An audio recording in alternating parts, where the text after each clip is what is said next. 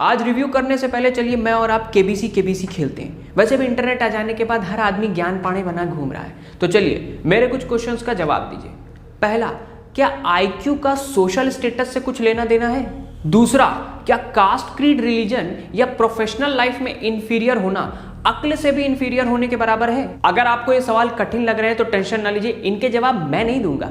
मेरे और आपके फेवरेट गणेश गायतुंडे भाऊ यानी नवाज भाई खुद अपने ही अंदाज में खूबसूरती से इनका जवाब देने आए हैं इस साल की अब तक की सबसे सर्वश्रेष्ठ फिल्म सीरियस मैन में, जो कल ही नेटफ्लिक्स में रिलीज हुई है। आज करेंगे उसी का रिव्यू, उसी के बारे में ढेर सारी बातें, और क्यों ये सर्वश्रेष्ठ है ये मैं आपको बताऊंगा।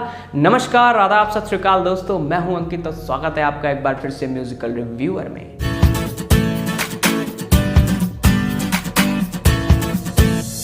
तो सीरियस मैन नेटफ्लिक्स में कल ही रिलीज हुई है। लगभग 2 घंटे की फिल्म है, पर आप 2 घंटा पूरी तरह वसूल कर लेते हैं जब आप ये फिल्म देखते हैं। ये इस साल की बेस्ट फिल्म क्यों है? जैसा कि मैंने कहा, 3 रीजन से।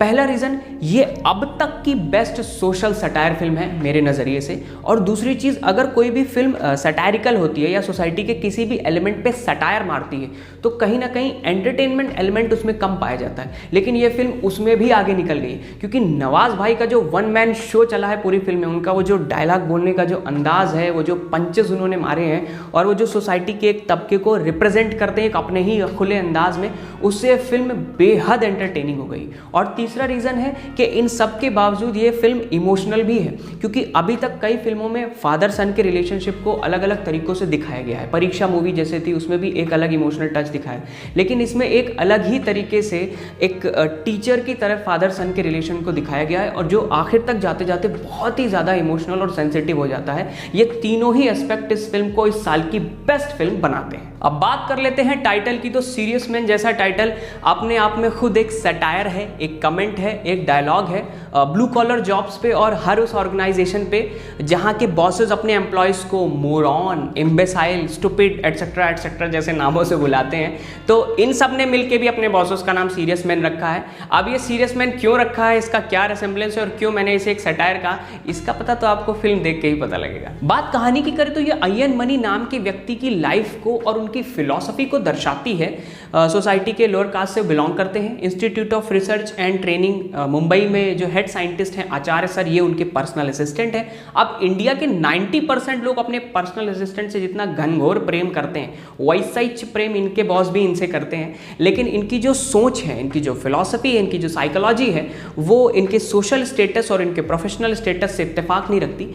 बहुत आगे है और बहुत ज़्यादा प्रोग्रेसिव है वो। अय्यन का सपना है कि उनका इकलौता बेटा आदि होशियार हो, जीनियस हो, और उसे वो सारी डिफिकल्टीज ना फेस करनी पड़े जो अय्यन ने जी हैं, चाहे वो सोशल डिफिकल्टी हो, चाहे वो प्रोफेशनल डिफिकल्टी हो। अय्यन की चाइल्डहुड स्टोरी है जो बहुत ही ज़्यादा इमोशनल है, बहुत ज़्यादा सेंसिटिव है, बहुत ज़्यादा टची है, जो फिल्म के एंड में आपको पता लगती है। इसीलिए वो अपने बेटे को होशियार बनाना चाहते हैं और उससे कहते हैं कि इस घर में भले ही सनलाइट आए ना आए तो इसे अपने टैलेंट से रोशन करेगा। यार, हमारे पेरेंट्स तो उल्टा कहते हैं, बत्ती जलाओ, इसने अंधेरा कर दिया अपने टैलेंट से। और फिर समय का पहिया घूमता है, किस्मत अपना खेल खेलती है और आदि सच में एक जीनियस लड़का निकलता है। इवन वो अपनी एज से ज़्यादा एज के बच्चों का आईक्यू लेके लाइफ जीता है, प्रॉब्लम सॉल्व करता है और सारे ही सब्जेक्ट में अव्वल आता है। आदि का नाम शोहरत के बुलंदियों पर पहुंच जाता है और एक समय ऐसा आता है जब सिटी की एक लोकल पॉलिटिशियन अनुजा उसे अपने पार्टी का रिप्रेजेंटेटिव और स्पीकर नियुक्त कर देती है आदि के टैलेंट के दम पर। आदि का नाम Guinness book of world record में जाने ही वाला होता है कि कुछ ऐसा राज सामने आता है, कुछ ऐसा सीक्रेट ओपन हो जाता है आदि के इस टैलेंट का, जिससे पूरी की पूरी कहानी ही पलट जाती है। और ये फिल्म जो सोशल सटायर से चालू हुई थी, एक इमोशनल जर्नी पे और फादर सन रिलेशन पे आके एंड हो जाती है। तो दोस्तों, इस फिल्म को क्यों देखें? सबसे पहला रीज़न है एक्टिंग। जितने भी कैरेक्टर एक्टर्स हैं, आदि का कैरेक्टर, ओजा जो वाइफ बनी है अय्यन की, नसार साहब जैसे लेजेंडरी एक्टर हैं जिन्होंने आचार्य का किरदार निभाया है, सभी ने अपने अपने कैरेक्टर्स को बहुत ही ब्यूटीफुली प्ले किया है। लेकिन आखिर में नवाज भाई, Nawazuddin Siddiqui, 1 man army, 1 man show, क्या बोले उनके बारे में, क्या धांसू एक्टिंग करी है। और पूरी फिल्म को ऐसे लगता है अपने कंधे पे बिठाल के स्प्रिंट मारते हुए नजर आए। फिल्म का नाम चेंज करके नवाजुद्दीन नवाजुद्दीन सिद्दीकी रख देना चाहिए था।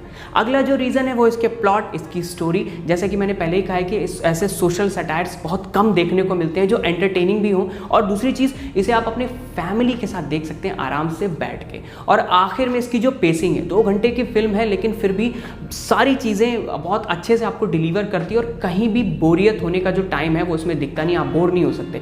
तो ये फिल्म के ये जितने भी सारे एलिमेंट्स हैं ये आपके लिए फिल्म को बना देते हैं मस्ट वॉच। आखिर में दोस्तों फन फैक्ट ये है कि ये फिल्म मनु जोसेफ की बुक सीरियस मैन पर बेस्ड है, तो आप इस बुक को भी गूगल पे आसानी से जाके पढ़ सकते हैं, बहुत ही अच्छी लिखी है। और इसी के साथ साथ मेरी तरफ से एक सैल्यूट सुधीर मिश्रा साहब को, the director of the film, जिन्होंने इतना अच्छा एग्जीक्यूशन बुक का इस फिल्म के थ्रू हमें दिखाया है। तो दोस्तों ये फिल्म जरूर देखिएगा जाके। आज के वीडियो में बस इतना ही। ये फिल्म आपको कैसी लगी, वीडियो आपको कैसा लगा, कमेंट में मुझे जरूर बताइएगा। पसंद आया तो लाइक करिए, शेयर करिए, सब्सक्राइब करके बेल आइकन दबाना बिल्कुल मत भूलिए। इसके साथ किसी भी सॉन्ग की रिक्वेस्ट आप मुझे कमेंट में कर सकते हैं, किसी और फिल्म के रिव्यू और एक्सप्लेनेशन के लिए भी आप मुझे कमेंट में लिख सकते हैं। इंस्टाग्राम में आप मुझे फॉलो कर सकते हैं ब्यूटीफुल सॉन्ग्स और मेडली सुनने के लिए, लिंक डिस्क्रिप्शन में। तो फिर मिलेंगे किसी नए दिन किसी नए रिव्यू एक्सप्लेनेशन के साथ, तब तक के लिए बाय बाय।